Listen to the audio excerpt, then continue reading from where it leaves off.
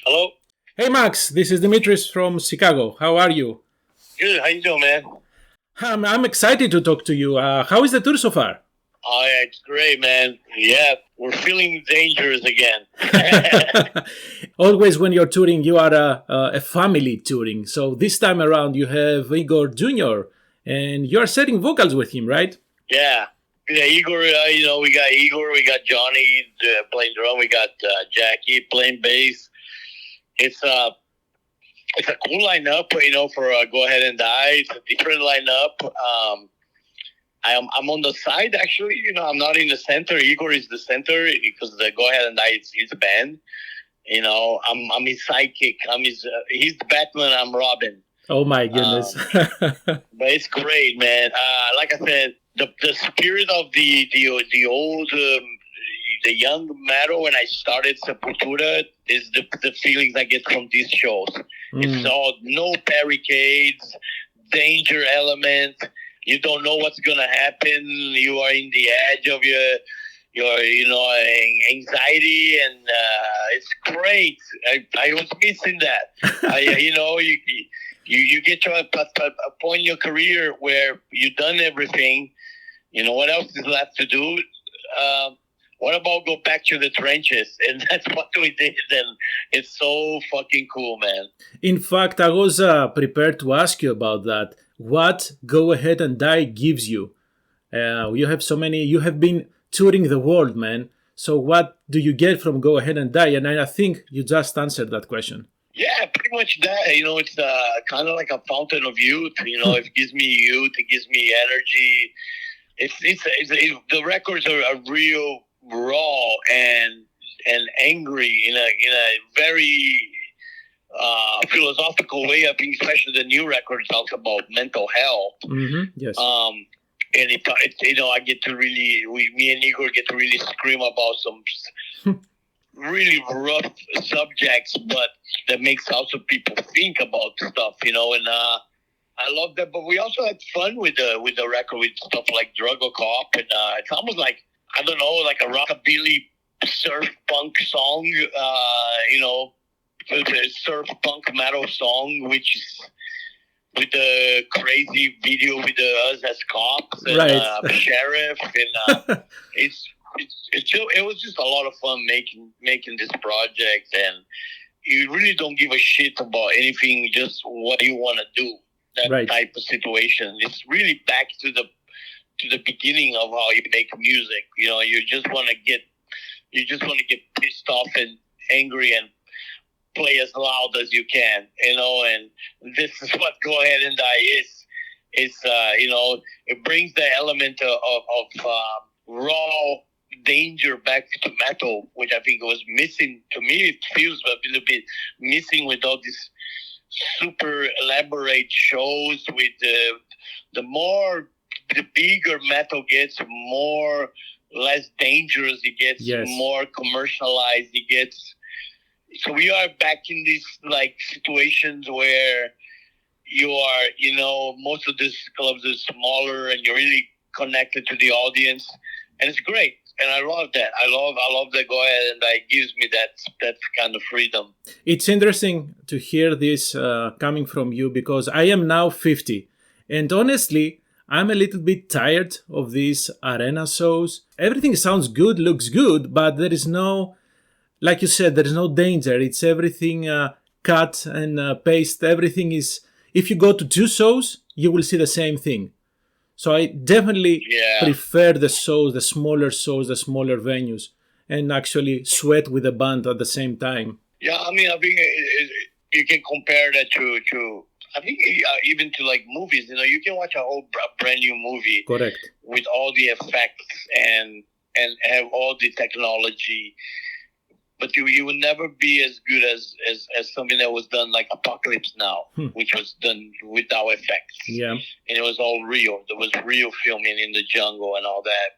And I think this is what this, we have all the elements of was used in the 70s, 80s era. Amplifiers on the stage, you can hear the drums and it's loud. Yes. It feels almost like nerve-wracking a little bit. It's great. I love the atmosphere. We have all these weird samplers going out between songs, and yeah, it's a bit. Go Ahead and Die is almost even a bit unfriendly in a way. Like we're not really friendly with the audience. We want to piss them off more than anything else.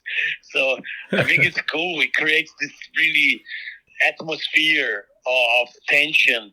And I really like that, man. It's like it's a different vibe from Soulfly for sure. Yeah. You mentioned Jackie. So Jackie joined the band only for touring, or is she a full-time member of the band? We hope she'll be a full-time member. It'd be cool. I mean, she's not in the record. She didn't make the record with us, but she's playing live. And if eventually we start working on a third record, it would be awesome if it's the four of us doing that together. I think that'll be great. It feels really cool live setup right now. The exchange between members, between us, it feels so natural and really spontaneous, real live, live action. Even with the mistakes, which I welcome them every night. I don't really. If you want perfection, you should go. You could go see Rush. When you go to a Go Ahead and Die show, don't expect perfection. Expect brutalization. It's the best word. Of course. If you were to compare how you guys worked on the first Go Ahead and Die album and the second one, what you would say is the biggest difference, let's say?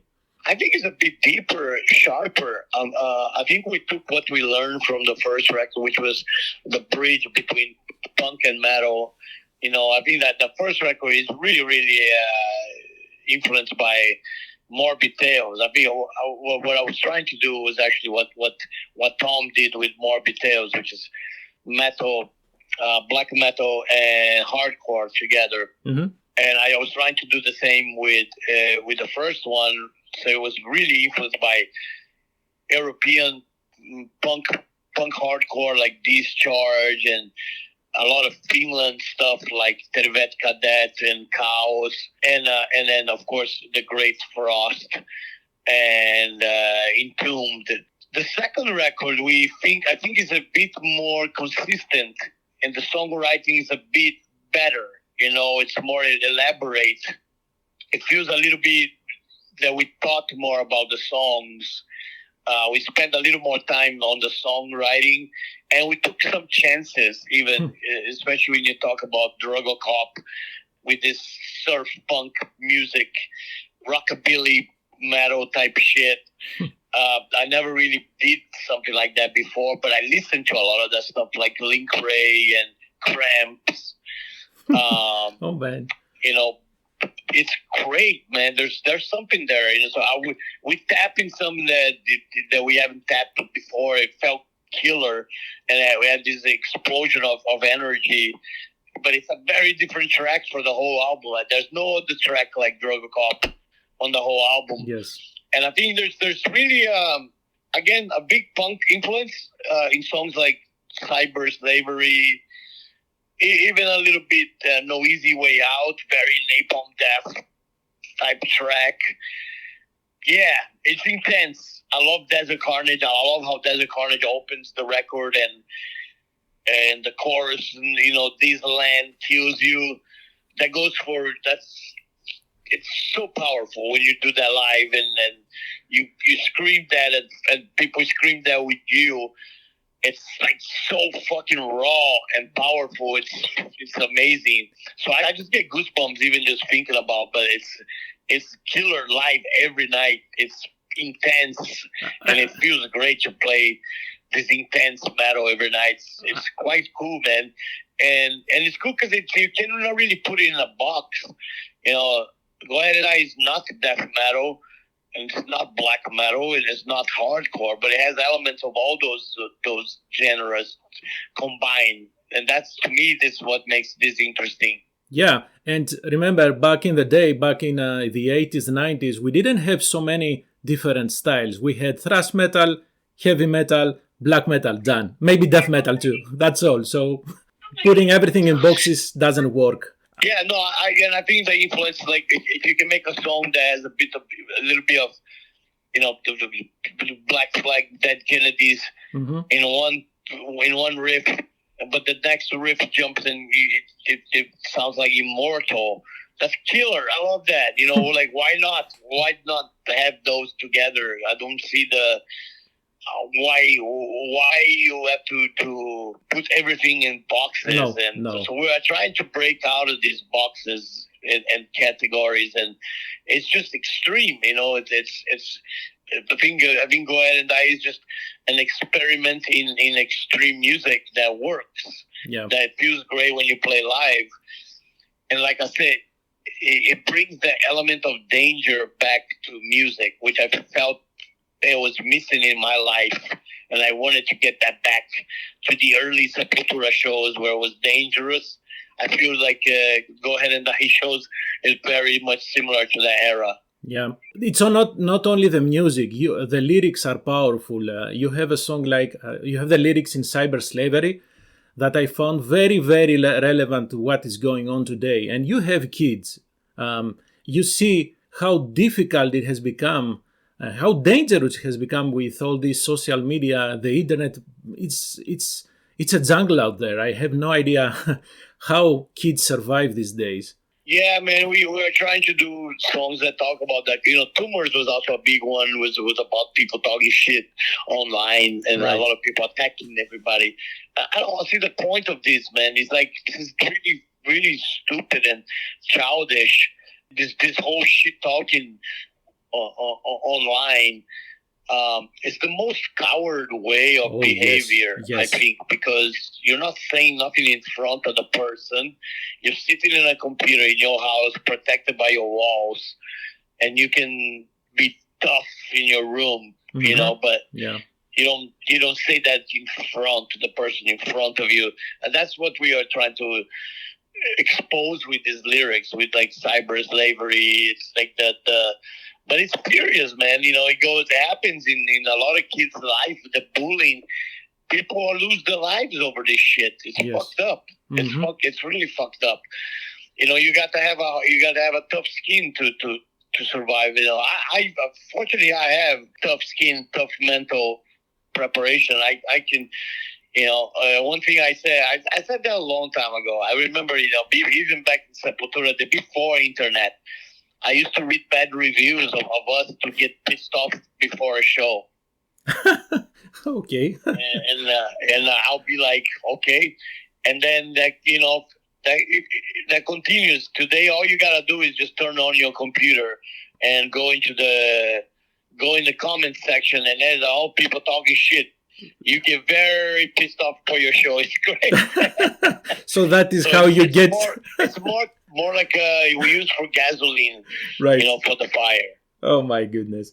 And then of course you have MDA, most dangerous animal, and it's the human beings, right? And you can see why. It's easy to see that how we are the most dangerous animals in this earth. There is a spoken part in this song.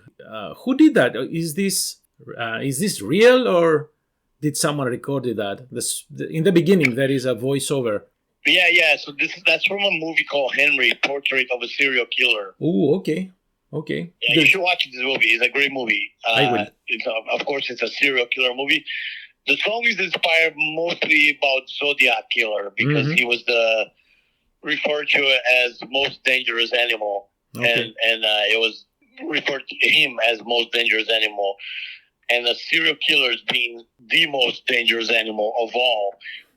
That's why the song refers to the mental health state of a serial killer. That's what we are trying to tap in it. Like, what drives a person to take another life and enjoy it, like Jeffrey Dahmer or Ted Bundy? Yeah. It's like really a psychic dive into the psyche of a person and try to figure out why we do this to each other. It's crazy, man, but it's such a heavy song. Like, to me, it's one of my favorite songs on the album. It's almost like black thrash type song. Yes. My vocals are crazy, like high pitched black metal vocals in it. I had a lot of fun recording the vocals for this album because I gave zero fucks about how I was creating them. I was just going for the jugular, like Yes. just press record and let me go. That was all like losing your mind in the studio, which is great, man. Mm-hmm. That's what metal is. People forget that about metal. Metal is this burst of energy that you have to, control fury. You gotta capture and then release it. It's great, and Yes. I think we capture with this record. And live, it's amazing to release those emotions live. So this tour goes until March 24th. What is next on your calendar? Well, a lot of touring this year. I think we're doing a little bit more Morbid Devastation in the summer, and a little bit more Go Ahead and Die also towards the end of the year. I think we might go to South America and Australia. Yeah, I think this year is more touring and working a little bit on a new Soulfly for next year. Mm-hmm. But mostly touring, man, is great. I love the idea of sometimes you have a year that is more heavy on touring, and sometimes there are other years that are more heavy on writing. Correct. And this year is leaning more towards playing live, which is great. Is there any chance to see Killer Be Killed playing live? Yeah, of course. There's always a chance. I love the guys. I love the band. I think the project's a unique one. Again, it's to me, it's so fun to have all these projects because I get to really experiment with all these different sides of metal that exist in the world. And Killer BQ is one of the most fascinating ones because it's a very unique blend of guys from very unique bands. So yeah, we'll see what happens. But I keep open-minded attitude to all the future possibilities. You could easily put a Max Cavalera festival with all the bands as you are in, man. Just think about it. It will be insanely exhausting for you. I gotta get a couple more and then we do a festival. Okay, good. Max, thank you very much for your time. I will let you go since I know you have a tight schedule and I don't want to stress your voice. Have a best time touring. Stay safe and see you in Chicago. Give my love to the rest of the Cavalera family. All right, my brother. I'll see you in Chicago. Absolutely.